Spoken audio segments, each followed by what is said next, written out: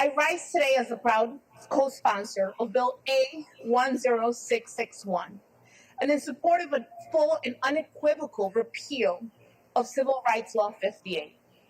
I want to thank the sponsor, the speaker, the caucus, especially the advocates and their families who are so truly the victims here and who for decades have cried out for justice.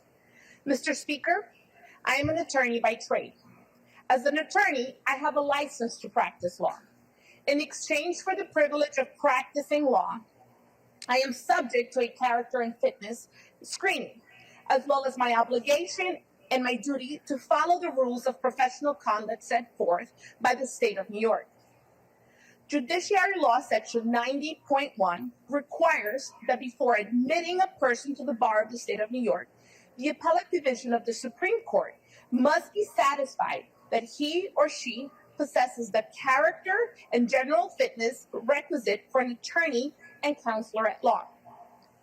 Unless otherwise ordered by the appellate division, no person may be admitted to practice without having received a certificate of proper committee attesting that it has carefully investigated the character and fitness of the applicant and that he or she has good character and is fit to practice. Should an attorney be disciplined, whether by admonition, censure, suspension, or disbarment, all of this information is made available to the public and published in the Law Journal, where much, if not all of the information that is critical to practice in law is contained, printed and issued daily. Additionally, should an attorney be disciplined, that attorney has the affirmative duty to inform each and every single one of our clients of this disciplinary action. Multiple other licensed professionals, teachers, nurses, doctors, and even funeral directors are subject to public disclosure of their disciplinary complaints. It should be noted, like all of these professions listed here, I as an attorney cannot carry a gun, and I'm not trained to utilize deadly force when necessary. Yet, my conduct, namely my bad conduct, is public record. Civil Rights Law 58 prevents the public from receiving critical information about the police officers that serve our communities, officers entrusted with an immense amount of power. In recent years, 58 has been invoked to remove NYPD disciplinary summaries, including CCRB prosecutions that had been previously publicly available. And I want to reiterate that. They had been previously publicly available. To close a public courtroom to mask an officer's disciplinary history, and to refuse to answer community members and reporters' many calls to identify officers who have committed acts of brutality. Members of over-policed communities like mine are in turn left without recourse to understand whether police or other oversight of accountability systems have made any efforts to eradicate systems of abuse. This results in mistrust. And so when people say the police cannot police themselves, they're not lying. This is what we mean. Judge Willett from Texas compared the increasing secrecy to kudzu, a nearly uncontrollable creeping vine that blocks access to sunlight, slowly strangling fields and forests in its wake. Kudzu creates an environmental devastation by outcompeting other species for resources, namely light, imperative for survival, and acts to block their access by growing over and shading them with their leaves. Native plants, as a result, die. Similar to the death of these native plants, our communities are dying. They are being asphyxiated by the injustices perpetuated in our society. And while we do not always have the power to legislate away systematic oppression, today we do. In Detroit Free Press versus Ashcroft, the Supreme Court stated that a major purpose of the First Amendment is to protect the free discussion of governmental affairs. Public access helps inform the public of the affairs of government. That is why many of you can see us from home today. Direct knowledge of how their government is operated enhances the public's ability to affirm and protest government's efforts. When the government selectively chooses what information it allows the public to see, It can become a powerful tool for deception. In the 8 minutes and 46 seconds, the Derek Chauvin's knee pressed into George Floyd's neck.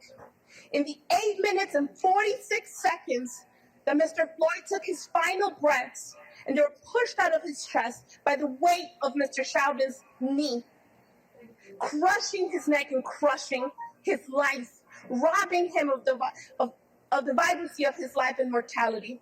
People of color around this city too felt that. We felt the compression tighten around our necks, and something finally broke.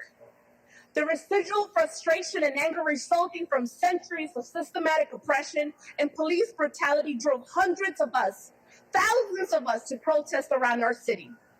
I was immediately reminded of Mr. Eric Garner, whose death 6 years ago remains so raw and so painful that most of the people of color in our city cannot drive the image of him laying in the pavement, begging for his life. And that image was leaked, not released because of the overreach and secrecy of 58, but leaked that Officer Pantaleo, the officer administering the deadly chokehold, has 7 disciplinary complaints and 14 allegations against him. This is not to say that all cops are bad, but they are charged with the responsibility of representing the best of us and not the worst. And we not only rely on them to be judicious and tempered in their conduct, but we demand it. Similarly, as members of our community, we are entitled to know when officers have acted badly in order to ensure that our system of law, the same system that police have sworn to uphold, can identify and bring justice to those who have committed these atrocities against our communities. This is absolute necessity, transparency in government. As has been identified by the advocates and attorneys, transparency in government can have a community therapeutic value that provides an outlet for our community's concerns, hostility, and emotions. The structural role that access serves by exposing the public to information necessary for self-governance is very important. The benefit of public access is the role that government and transparency plays in our constitutional system. For decades, police advocates have argued that 58 is meant to protect the privacy of officers and their families. And today we saw colleagues across the aisle bring up painful memories of officers lost during 9/11, officers who have killed themselves, and other ways in which they have died over the last years. These are disingenuous and manipulative tactics. This gaslighting has got to stop because one has nothing to do with the other. We deserve transparency. It should be noted that New York and Delaware are the only 2 states left with this archaic law. And theirs is not nearly as expansive as ours is. And that's going to change today. The best role that we can serve as elected officials is not only to write and pass legislation, but to ensure that there is oversight, transparency, and accountability. And that we as guardians, the keepers, the protectors of our neighborhoods, that we begin the therapeutic healing process in our communities. How? With legislation that demands transparency. How?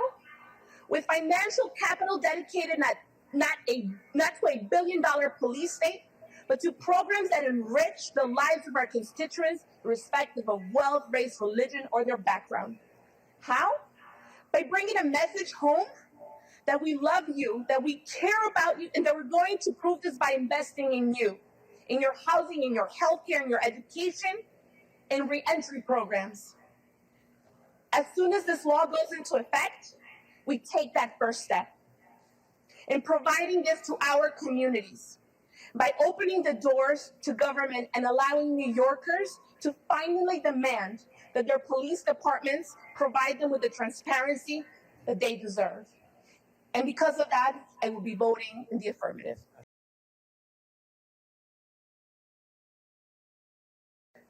Every day in this room, for most part of the year, we pass legislation to either give rights or create deterrence.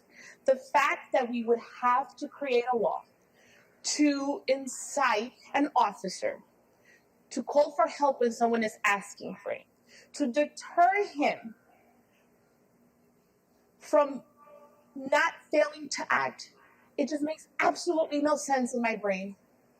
That we are not recognizing the humanity of people, that when someone says, I cannot breathe, every single person in this room would turn around and call for help. That we would have to ask an officer to do that? I cannot understand. I will say, often we create deterrents that are criminal, and sometimes we create deterrents that are financial. And while I thank you, Natalia, while I thank the sponsor for this bill and our colleagues, next year we need to come back and create a criminal deterrent. Because until we start to put people in jail who fail to get help, the same people that we are entrusting our community with, we're not going to see change. I'm hoping that a couple of $1 million in financial, how shall we say, deterrence can help. But if it doesn't, let's come back here and change that. Because when you have 9 children who will never see their father, because an officer for more than almost 10 minutes ignored the pleas, and this isn't an isolated incident. We're seeing this all over the country. We're seeing this in our own backyard. And the fact that we are here having to pass a law that says you should get someone help or you're going to be held liable, I cannot understand. I'm going to vote in the affirmative because it's the right thing to do.